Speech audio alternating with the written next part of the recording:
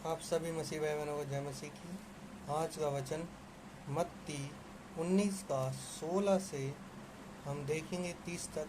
प्रभु क्या कहना चाहता है। एक मनुष्य यीशु के पास आया और उनसे कहा, हे गुरु, मैं कौन सा भला काम करूं कि अनंत जीवन पाऊं। उसने उनसे कहा, तुम मुझसे भलाई के विषय में क्यों पूछता है। भला तो एक ही है, पर यदि तू जीवन में प्रवेश करना चाहता है तो आज्ञाओं को माना कर। उसने उनसे कहा, कौन सी आज्ञाएं। यीशु ने उनसे कहा कि हत्या न करना, व्यभिचार न करना, चोरी न करना, झूठी गवाही न देना, अपने माता और अपने पिता का आदर करना, अपने पड़ोसी से अपने समान प्रेम रखना। उस जवान ने उससे कहा, इन सब को तो मैंने माना है, अब मुझ में किस बात की घटी है। यीशु ने उनसे कहा, यदि तू सिद्ध होना चाहता है तो जा, अपना माल बेचकर कंगालों को दे और तुझे स्वर्ग में धन मिलेगा, और आकर मेरे पीछे हो ले। परंतु जवान यह बात सुन उदास होकर चला गया, क्योंकि वह बहुत धनी था।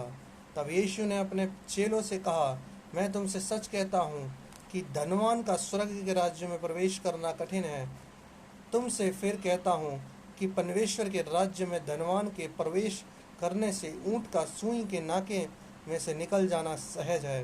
यह सुनकर चेलों ने बहुत चकित होकर कहा, फिर किसका उद्धार हो सकता है। यीशु ने उनकी ओर देखकर कहा, मनुष्य में से तो यह नहीं हो सकता, परंतु परमेश्वर से सब कुछ हो सकता है।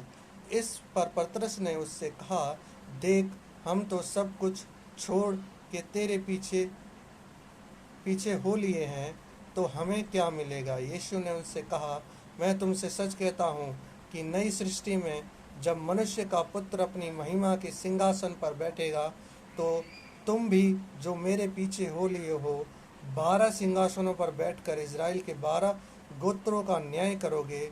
और जिस किसी ने घरों और भाइयों या बहनों या पिता या माता या बाल बच्चों या खेतों को मेरे नाम के लिए छोड़ दिया है, उसको 100 गुना मिलेगा और वह अनंत जीवन का अधिकारी होगा। परंतु बहुत से हैं जो पहले हैं वो पिछले होंगे, और जो पिछले हैं वे पहले होंगे। प्रभु इस वचन के पढ़े और सुने जाने पर आशीष हो। प्रभु इसमें एक धनी व्यक्ति का दृष्टांत दे रहा है कि वो प्रभु से आकर पूछ रहा है कि प्रभु, मैं ऐसा क्या करूं जो मुझे अनंत जीवन मिल जाए। प्रभु ने उससे कहा कि तू आज्ञाओं को माना कर। तो वो पूछता है कि कौन सी आज्ञा है।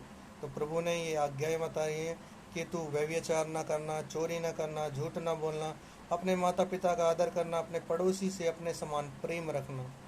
लेकिन जो धनी व्यक्ति है वो क्या करता है, वो बोलता है कि मैंने ये सारी चीज़ें कर ली हैं और मैं क्या करूं। तो प्रभु कहते हैं, जा, अपनी संपत्ति को बेचकर कंगालों को दान दे दे। तभी उसको दुख होता है और वहाँ से चला जाता है। इसीलिए भाइयों बहनों, मैं आपसे कहता हूँ, यदि आप धन से प्रेम करते हैं तो आप प्रभु से प्रेम नहीं करते हैं भाई बहनों। इसलिए आपको प्रभु पर मन लगाना है, ना कि व्यर्थ बातों पर।